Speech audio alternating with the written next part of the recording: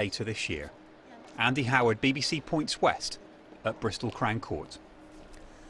Details about hundreds of precious items stolen in a raid on Bristol Museum have been revealed. Police are asking the public to look out for the items being sold online or at antiques fairs. Staff at the museum have also described their shock at what happened, as Martin Jones reports. The story of Bristol's links to the Empire and Commonwealth, told through 10,000 items, from ornaments to carvings, from trinkets to costumes. Some of them got more inlay, so there's shell and inlaid into wood.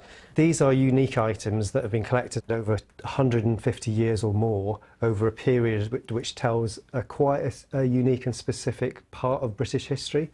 So they're irreplaceable. But on the night of September the 25th last year, thieves broke into the store and stole around 600 objects, including military memorabilia, jewellery and art.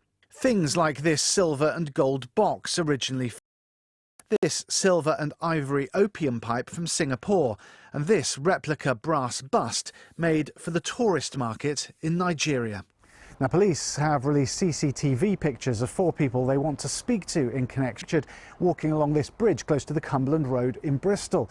Now, one person has been arrested on suspicion of handling stolen goods, but police still want to speak to the 4 people who are pictured here. Officers have pointed out their distinctive clothing, especially the person in the black and orange jacket. And they say the person at the back seems to be walking with a limp. I'm really worried that people have inadvertently bought some of these items, whether that be from an auctioneer, from the high street, from an online auction in some way. So part of the appeal is to ask those people to come forward if they recognise some of these unique items so that we can try and return them to where they need to be. Now, police have said that the thieves came to the store twice, the first time a week before the main theft. And experts call this hostile reconnaissance, in other words, scoping out the target of a theft before you get there. Though it can be a chance to stop them. They will test your defences on one of these visits. They might set off an alarm, or they might go through a door that they think will be an alarm to see what the response is. And that's probably the most important opportunity for a museum to demonstrate, well, we're not the people you should be targeting. Are you confident that this can't happen again? Yes. So we've reviewed what we've got in place, and we've beefed up the security measures that we currently have. And so we're confident that this can't happen again. These tell us something about the way in which people have moved around the world. Police have now published a list of around 100 of the 600 stolen items. They've also reported them to the Art Loss Register. A dealer might contact us and ask us to look at a specific item, or for one of our subscribing auction houses around the world, we'd be checking their catalogues. But was this break-in a targeted raid? This would be a strange collection of material to steal to order. It would be an odd thing for someone to want to collect. They thought, great, we'll be able to get hold of some things that we can sell. And they may or may not have been able to sell much of this material, but I think they're not going to be able to sell it for a large amount of money. The things stolen from here were a vital link to Bristol's past. Everyone involved hopes they'll be returned soon. And Martin joins me now. Martin, we've heard a lot about museum heists recently. The Louvre, of course, was the famous one. I don't suppose they're connected, are they? Well, I mean, and closer to home as well as the Louvre. Down the road in Exeter last autumn, the museum suffered theft there, and over the bridge in Cardiff, gold coins were stolen.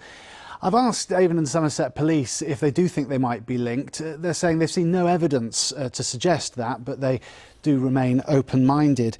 In terms of whether there's a wider trend, it's very hard to tell, actually, because nobody keeps comprehensive statistics on this. The best I could find was a survey by the National Lottery Heritage Fund. Maybe about 6% of museums had thefts in the last couple of years. There has been a trend, though, apparently, of thefts used to take place during the day, now more likely to take place at night. So perhaps in that sense, Bristol is part of something wider. OK, well, some Western museums have controversial items. Do any of these fit into that category? Well, as you can see, a lot of the items from the Empire and Commonwealth. Now, I asked the City Council about that. They say that there are no contested items in the collection. That means there's no arguments or disputes with other countries about whether they should be returned. And many of them were collected by people who travelled overseas, so the council has very good records of where they came from. But as we heard, the police are saying they think they may have been on sale in auction sites and antiques fairs, and they're asking people to look out for them. No doubt if you have seen any, the police would be very pleased to hear from you. Yeah, absolutely. I mean, they belong in Bristol, don't they? So we want them back. Martin, thanks very much indeed for that. Thank you.